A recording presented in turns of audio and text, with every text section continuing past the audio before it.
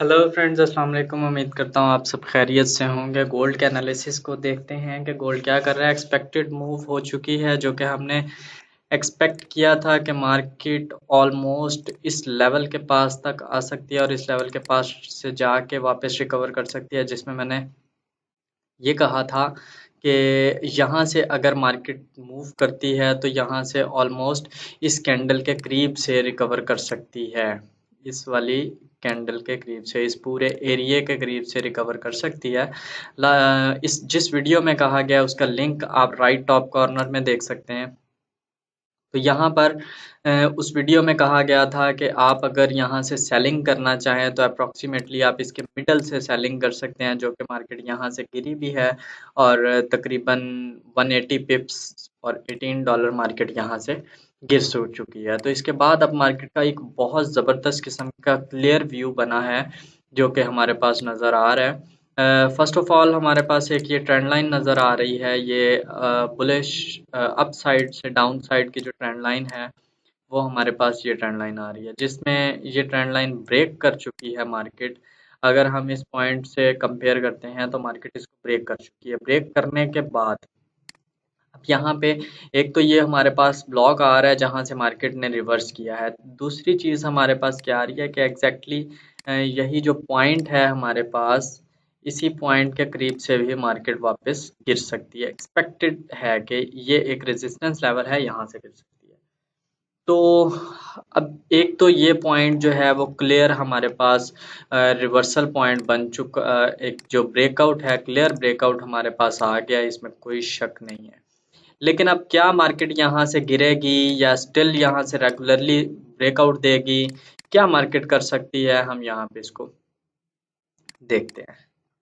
तो यहाँ पर इसको देखने के लिए आपके पास दो व्यूज जो हैं वो बहुत क्लियर व्यूज हैं। फर्स्ट ऑफ ऑल आपके पास जो व्यू है वो ये है कि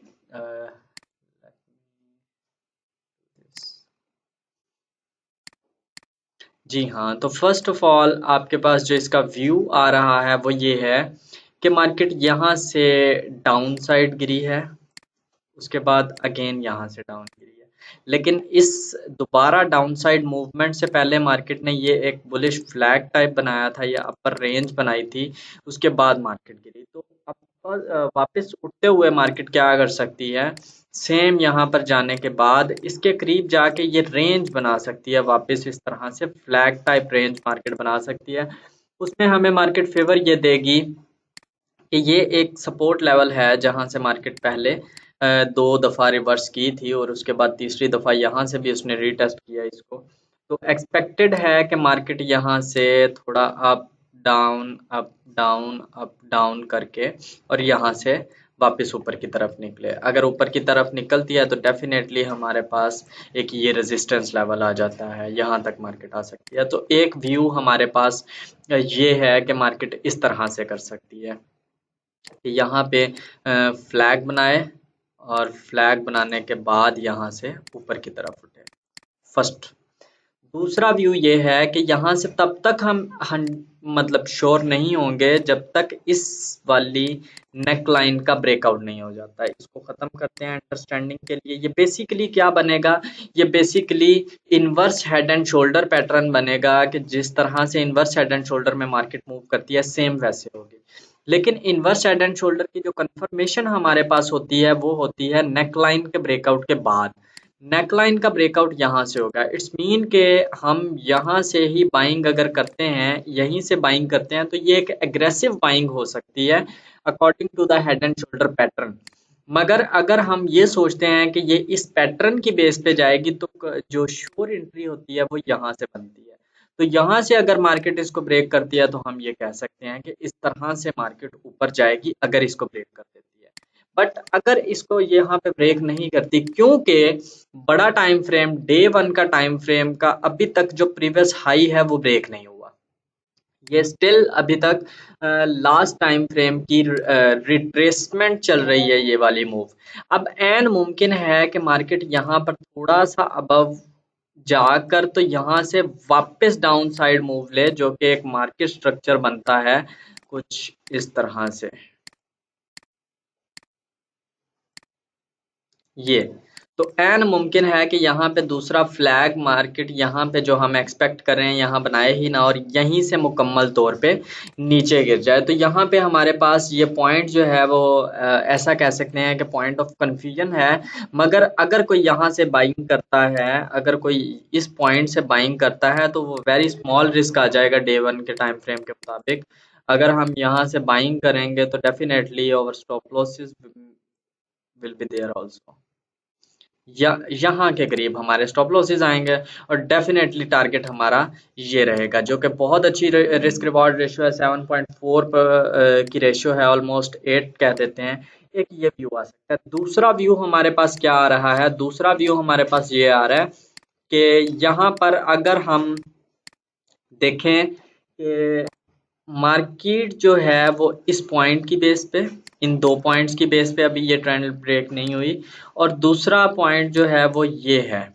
तो इसमें मार्केट कुछ इस तरह से, अगर हम इनको क्लोज करते हैं, अगर हम इनको थोड़ा सा और बढ़ाते हैं, तो हमें नजर आएगा कि मार्केट एक फॉलिंग वेज बना सकती है। तो फॉलिंग वेज बनाने के लिए भी मार्केट में पॉसिबल के यहाँ पर थर्ड पॉइंट को टच करे 1500 और 1550 के करीब तक।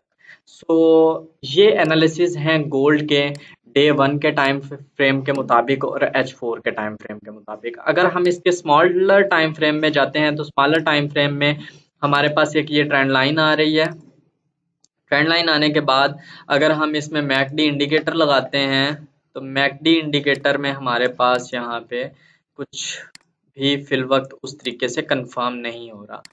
तो इसमें भी एक ये हमारे पास जो चैनल बन सकता है वो इस तरह से बन सकता है कि मे पॉसिबल कि मार्केट यहाँ से थोड़ा ऊपर जाने के बाद ये थोड़ा नीचे जाए, और यहाँ से वापस इस ट्रेंड लाइन की बेस पे मार्केट वापस ऊपर की तरफ निकल जाए। तो ये टाइम फ्रेम हमें यहाँ से रिकवरी की चांसेस दे रहा है। अगर हमारी यहाँ से रिकवरी होती है, डेफिनेटली हमारा स्टॉप लॉस जो है वो इस पॉइंट से नीचे रहेगा। मे पॉसिबल के मार्केट यहाँ से भी रिकवर कर सकती है अगर बुलिश मोमेंटम की तरफ है, अगर नहीं है तो डाउन साइड।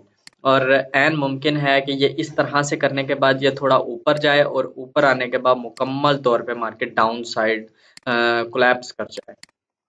सो ये एनालिसिस हैं। अपने स्टॉप लॉसेस को इसके मुताबिक और अपनी इंट्रीज को इसके मुताबिक एडजस्ट करें। और ये हमारे पास जो रेजिस्टेंस लेवल है वो ये लेवल है। तो यहाँ पर भी जो पॉइंट हमारे पास क्रिएट हो सकता है वो यहाँ पर आपको डाइवर्जेंस, अगर यहाँ पर आपको डाइवर्जेंस मिलता है तो आप वेरी स्मॉल स्टॉप लॉस के साथ बहुत अच्छी रिस्क रिवॉर्ड रेशियो के साथ एंटर हो सकते हैं। यहाँ पे अगर आपके पास स्टॉप लॉस आता भी है तो आपका जो पॉइंट ऑफ इंटरेस्ट होगा या पॉइंट ऑफ एंट्री जो होगा आपका, वो इस पॉइंट के करीब तक रह सकता है। यानी कि अगर आपकी एंट्री होती है तो इस पॉइंट से, इस वाले हाई से ऊपर आपका स्टॉप लॉस आएगा, आप यहाँ के करीब एंटर होंगे इसमें।